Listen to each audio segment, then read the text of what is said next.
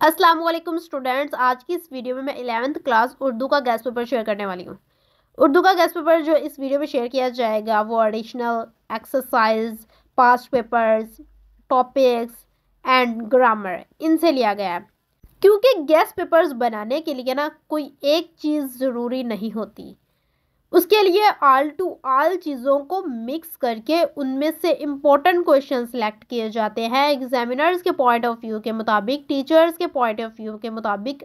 जैसे उन्होंने पेपर्स तैयार किए हैं, किस तरह से एग्जामिनर्स ने पेपर्स बनाए हैं, क्या क्या चीज़ें उन्होंने उसमें इम्पोर्टेंट ऐड की है, तो उस तरह से ये गेस्ट पेपर तैयार किया गया है। अगर तो आप लोग मेरे जितने भी बताए हुए गेस्ट पेपर्स को फॉलो करते हैं तो आप लोग टॉपर्स बन सकते हैं। अगर तो आप लोग जितनी भी मैं चीज़ें बता रही हूँ कंप्लीट फॉलो करें, तो जितनी भी मैंने हर वीडियो के अंदर इंस्ट्रक्शंस बताई होती हैं, जो एमसीक्यूज़ प्रोवाइड किए जाते हैं, जो सब्जेक्टिव प्रोवाइड किया जाता है, लॉन्ग क्वेश्चंस बताए जाते हैं, शॉर्ट क्वेश्चंस बताए जाते हैं, जो पेयरिंग स्कीम्स बताई जाती हैं, अगर तो आप इन सबको फॉलो करें तभी ये मुमकिन है। और इंस्ट्रक्शंस को तो ज़रूर फॉलो करें, इनके बगैर गुजारा नहीं है। तो आप लोगों ने इंस्ट्रक्शंस को साथ लेकर चलना है। अब हर गेस्ट पेपर की वीडियो के अंदर नई नई इंस्ट्रक्शंस मैं बताती हूँ, जो सुनते हैं उनके लिए तो बेस्ट है कि उनको पता है। अब जो नहीं सुनते तो फिर वो उन पे डिपेंड करता है कि वो किस तरह से पेपर अटेम्प्ट करके आएंगे। और जो सुन रहे हैं वो तो बेसिकली बहुत अच्छा ही पेपर अटेम्प्ट करके आने वाले हैं, क्योंकि उनको पता है हम लोगों ने किस चीज़ को फॉलो करते हुए क्या चीज़ करनी है। बातों के साथ साथ हम लोग अपने गेस्ट की तरफ आ चुके हैं, और मैं गेस्ट पेपर से रिलेटेड आप लोगों को ऊपर एक इम्पॉर्टेंट चीज़ बता दूं कि ऊपर आप लोगों को बबल शीट्स नज़र आ रही हैं। अब ये मुझे हर एमसीक्यूज़ के गेस्ट के ऊपर बतानी पड़ती हैं कि बबल शीट्स का क्या रोल है। वो आप लोगों ने अगर वीडियोस पिछली देखी होंगी तो आप लोगों को क्लियरली पता होगा। इस वीडियो के अंदर भी मैं बता देती हूँ। आप लोगों को ऊपर बबल शीट्स नज़र आ रही थी, जिसमें एक थोड़ी अजीब सी फिल हुई हुई थी और एक थोड़ी सी ठीक थी, ठीक ठाक। अगर आप लोगों के पास पेन्स होंगे तो आप लोग ठीक तरीके से ही फिल करेंगे। लेकिन आप लोगों को फिल करने का एक मेथड पता होना चाहिए, वो ये है कि आप लोगों ने ड्राई पेन यूज़ करना है फिल करने के लिए, लिक्विड पेन यूज़ नहीं करना। अब इसमें क्या रोल है कि लिक्विड और ड्राई पेन। लिक्विड पेन ये होता है कि वो फैल जाता है, आप जो भी बबल शीट फिल करेंगे वो साइड से फैल जाएगी और आपके बबल से बाहर आ जाएगी। अब बात की जाए ड्राई पेन आप जहाँ तक उसे फिल करेंगे वो वहीं तक ही रहेगा। एक ये होता है और एक वो आपके बैक साइड पर बिल्कुल शो नहीं होता, और जो लिक्विड पेन होता है वो बैक साइड पर भी निशान छोड़ देता है। तो इसमें क्या फ़र्क है, हम लिक्विड यूज़ करें या ड्राई यूज़ करें, फिल तो कर रहे हैं ना बबल। चलो अगर हमने लिक्विड पेन यूज़ भी कर लिया तो वो साइड से थोड़ा सा ही फैलेगा, ज़्यादा थोड़ी फैलेगा। अब एग्जामिनर देख रहा है, उसको तो पता चल जाएगा कि बस ये इसने अंदर से फिल किया हुआ है, यही आंसर है इसका, और इसने सही ही लगाया हुआ है और अंदर अंदर से फिल किया, थोड़ा सा बाहर है। तो आप लोग ये ना सोचिए कि एग्जामिनर वो करेक्ट करेगा, क्योंकि आपकी बबल शीट्स जो होती हैं वो एग्जामिनर बिल्कुल चेक नहीं करता। क्यों? वो चेक करती है कंप्यूटराइज्ड मशीन के ज़रिए चेक किए जाते हैं। अगर तो आप लोगों के एमसीक्यूज इस तरह से चेक होने होते हैं कि आप लोग सिंपल आपके पेपर के ऊपर जो अलग एमसीक्यूज का पेपर प्रोवाइड किया जाता है, बबल शीट्स की बात नहीं कर रही अभी, बबल शीट्स को छोड़ दें, वो बबल शीट्स का रोल ही नहीं होना था अगर तो एग्जामिनर्स पेपर चेक करते हैं। जैसे यहाँ पर भी मैं टिक लगाकर शो करवा रही हूँ, जैसे ऐसा पेपर आप लोगों के पास आता है उसके ऊपर ही आप लोगों ने टिक लगा देने थे या गोल कर देना था, और वैसे एग्जामिनर के पास चले जाने थे और एग्जामिनर ने उसको चेक कर लेना था। यही वजह है कि बबल शीट इसीलिए फिल करवाई जाती है क्योंकि वो कंप्यूटराइज तरीके से चेक होनी होती है। अब एग्जामिनर्स जितने पेपर्स चेक कर रहे होते हैं, सिंपल से वो बबल शीट वगैरह यानी एमसीक्यूज़ पर क्यों इतना ज़ोर लगाएंगे कि वो हर एमसीक्यूज़ को देखेंगे, चेक करेंगे। इसलिए कंप्यूटराइज तरीके से बबल शीट्स का जो है सिस्टम रखा गया। अब जो पेपर्स होते हैं सब्जेक्टिव टाइप, अब देखा जाए तो कंप्यूटर क्या ही समझेगा उसे। आप लोगों ने थोड़ी सी अपनी एक्सप्लेनेशन, अपनी जो है ना ओवरव्यू और अपना पॉइंट ऑफ व्यू दिया होता है, यानी कि अपनी फीलिंग्स बताई होती हैं पेपर के अंदर, जो कि करेक्ट होती हैं सम चांसेस, और सम चांसेस में वो करेक्ट नहीं होती। लेकिन बात की जाए तो कंप्यूटर फीलिंग्स को नहीं समझता, और वो ऐसी चीज़ों को बिल्कुल ही नहीं समझ पाता, उसे करेक्ट और एग्जैक्ट चीज़ चाहिए होती है। तो इसलिए सब्जेक्टिव जो होता है वो एग्जामिनर्स के हवाले किया जाता है। और अगर तो आपका आंसर बिल्कुल करेक्ट होता है, आपकी फीलिंग्स के मुताबिक आपने अपने आप पॉइंट ऑफ व्यू दिया होता है, तो एग्जामिनर उसको चेक करेगा, उसके नंबर देगा आपको, लेकिन जो कंप्यूटर होता है उसको बिल्कुल उन फीलिंग्स का कोई आइडिया नहीं होता। वो समटाइम्स आपको देखेगा, वो कहेगा इसका आंसर थोड़ा बहुत ठीक है, लेकिन इसके अंदर जो है वो उसने जो है ना बीच में आपकी मिस्टेक्स करेगा, किसने यहाँ पर ये इजहार किया हुआ है, जो कि वो खुद तो नहीं समझ पाएगा लेकिन वो उसमें मिस्टेक्स निकालेगा। सो इसलिए सब्जेक्टिव जो होता है वो एग्जामिनर्स चेक करते हैं। बाकी ऑब्जेक्टिव के अंदर तो कोई फीलिंग्स नहीं होती ना, कोई इजहार नहीं करना होता, जस्ट आपने टिक लगाना होता है और बबल शीट फिल करनी होती है और उसके बाद आपका वो चेक होता है। फॉर एग्जाम्पल आपको एक MCQs का पर्चा मिला है, आपको कहा गया है कि आपने इसको सॉल्व करके आपने बबल शीट फिल करनी है, ठीक है। आप सबसे पहले क्या करते हैं, यहाँ पर निशान लगाते हैं। आप यहाँ पर भी टिक लगा सकते हैं, यहाँ पर भी बबल्स लगा सकते हैं, क्योंकि अपनी आसानी के लिए के बाद में आपने वहाँ पर इनको फिल करना होता है। तो यहाँ पर आपने टिक्स लगा दिए और बबल्स लगा दिए और उसके बाद आप वहाँ पर फिल करने बैठ गए हैं। तो उसके लिए आपको अपने 5 मिनट्स पहले से रखने पड़ते हैं MCQs में, कि आप लास्ट में 5 मिनट्स में उनको फिल कर सकें, क्योंकि टाइम जो है वो बहुत जल्दी गुजरता है। पेपर के टाइम तक हमें बिल्कुल आइडिया नहीं होता, क्योंकि हम वहाँ पर टाइम बहुत कम देखते हैं और अपना जो है ना चीज़ों को सोचने में और उलझ जाते हैं इनमें, तो हमें समझ नहीं आ रहा होता कि हम टाइम को किस तरह से मैनेज करें। तो टाइम मैनेजमेंट पेपर के अंदर मैनेज करनी पड़ती है, जो कि बहुत मुश्किल हो जाती है। उसको मैनेज करने का भी एक तरीका होता है, जो कि मैं आगे बताती रहूँगी आपको। बाकी फ़िलहाल हम बात कर रहे थे MCQs की।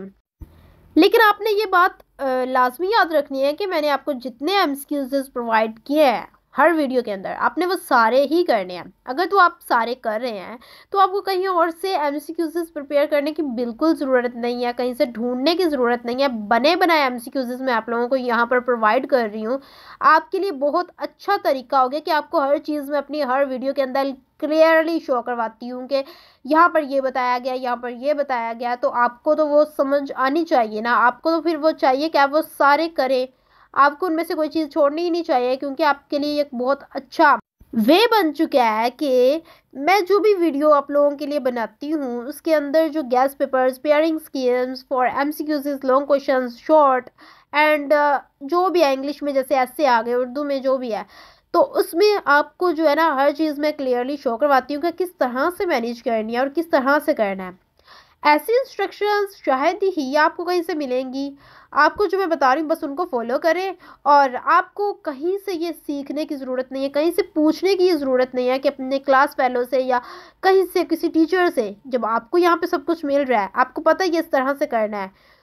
अगर नहीं भी पता, कुछ चीज़ों के बारे में आपको इन्फॉर्मेशन नहीं है, तो आप मुझे कमेंट्स में वो पूछें मुझसे, मुझे कहें, ताकि मैं आपको आंसर करूं उस चीज़ के बारे में, आपको और ज़्यादा नॉलेज हो इन चीज़ों के बारे में। तो कमेंट्स में मुझसे ज़रूर पूछ लिया करें जिस चीज़ के बारे में आपको नहीं पता होता। स्टूडेंट्स बेसिकली मुझसे पूछते हैं तो मैं उनको आंसर ज़रूर करती हूँ। मैं जो भी कमेंट अगर करते हैं आप लोग, मैं उनका आंसर 1 आवर के अंदर या 1 डे के अंदर बिल्कुल ज़रूर करती हूँ। तो आपका कोई भी क्वेश्चन हो तो आप मुझसे ज़रूर पूछें। और बाकी बात की जाए इन चीज़ों के बारे में जो मैं डिटेल बता रही थी, वो आपको इतना क्लियरली बहुत अच्छे तरीके से प्रोवाइड की गई है ताकि आपको कोई मुश्किल ना हो, आपका टाइम वेस्ट ना हो, आपको चीज़ें ढूंढने में कोई मुश्किल ना हो। और बस मैं यही चाहती हूँ कि हर स्टूडेंट सप्ली ना गेन करे कभी भी, इसलिए ये चीज़ें प्रोवाइड करती हूँ। सप्ली बिल्कुल भी ना लें, अच्छे मार्क्स गेन करने की कोशिश करें, सप्ली से बचें। बस ये चीज़ लाजमी याद रखें, सप्ली कभी भी गेन ना करें। अब जिन स्टूडेंट्स की आ चुकी है, जिन स्टूडेंट्स को इन चीज़ों का नहीं पता था, जो मेरे चैनल पर न्यू है, तो उनके लिए मैं ये कहती हूँ बिल्कुल भी आपको घबराने की ज़रूरत नहीं है। अब यहाँ पर आए हैं, आपको यहाँ पर बिल्कुल भी नर्वसनेस, स्ट्रेस लेने की ज़रूरत नहीं है, क्योंकि आपको यहाँ पर हर चीज़ क्लियर प्रोवाइड है। सो बेफिक्र होके इन चीज़ों को प्रिपेयर करें, स्टार्ट करें, अभी से ही तैयारी को स्टार्ट करें, ताकि पेपर के टाइम तक आपको कोई भी कन्फ्यूजन ना रहे और ये ना हो कि पेपर के टाइम तक ये सारी चीज़ें आप बैठकर याद करना शुरू करें। सो अभी से ही इसलिए मैं प्रोवाइड कर रही हूँ, जितनी भी चीज़ें मैं साथ साथ बता रही हूँ आप उसको साथ साथ ही प्रिपेयर करें। और MCQs में कोई मुश्किल नहीं होती, आप इनको इजीली प्रिपेयर कर सकते हैं।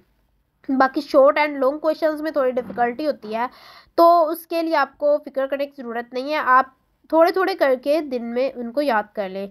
जैसे ही पेपर्स नज़दीक आएंगे और इम्पॉर्टेंट चीज़ें जो पेपर से रिलेटेड पता चलेंगी, वो भी उस टाइम पर जल्दी अपलोड कर दी जाएंगी, ताकि आप लोग उनको जल्दी प्रिपेयर कर सकें उस टाइम पर और पेपर में आसानी से चीज़ों को हल कर सकें।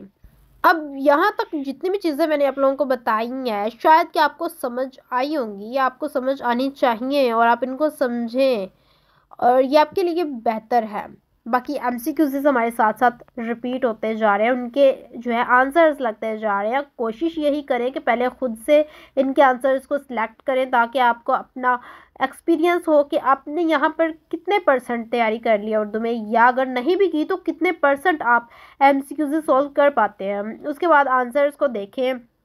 अगर स्क्रीनशॉट लेना चाहते हैं तो स्क्रीनशॉट लेके अपने पास रखें या वीडियोस के अंदर बार बार इनको देखते रहें किस तरह से हमें इन्हें सॉल्व करना है और किस तरह के क्वेश्चंस आते हैं ग्रामर से रिलेटेड चैप्टर से। स्टूडेंट्स, मुझे नहीं लगता कि इन गैस पेपर्स के प्रोवाइड करने के बाद आपको कोई भी मुश्किल रही होगी अपने सब्जेक्ट्स को याद करने में। सारी चीज़ें आपके पास है, अब याद करना आपका काम है। आपको इनको अच्छे तरीके से प्रिपेयर करना है, जिस तरीके से प्रिपेयर करना है वो आप पे डिपेंड करता है। लेकिन कोशिश यही करें चीज़ों को जब याद करें तो उनको रिवाइज़ भी किया करें। कभी याद करके चीज़ों को छोड़ा ना करें क्योंकि वो भूल जाती हैं, फिर उनको दोबारा से याद करना पड़ता है, उनको दोबारा से रिवाइज़ नहीं करना पड़ता, याद करना पड़ता है। तो साथ साथ रिवाइज़ भी किया करें। और एमसीक्यूज़ जो होते हैं तो वो बेसिकली आप लोगों के रिवाइज़ ही करने होते हैं क्योंकि आप एक दो दफ़ा इनको पढ़ते हैं तो आप लोगों को इनके आंसर्स का आइडिया हो जाता है। सो एमसीक्यूज़ हमारे जो है वो कंप्लीट हो चुके हैं।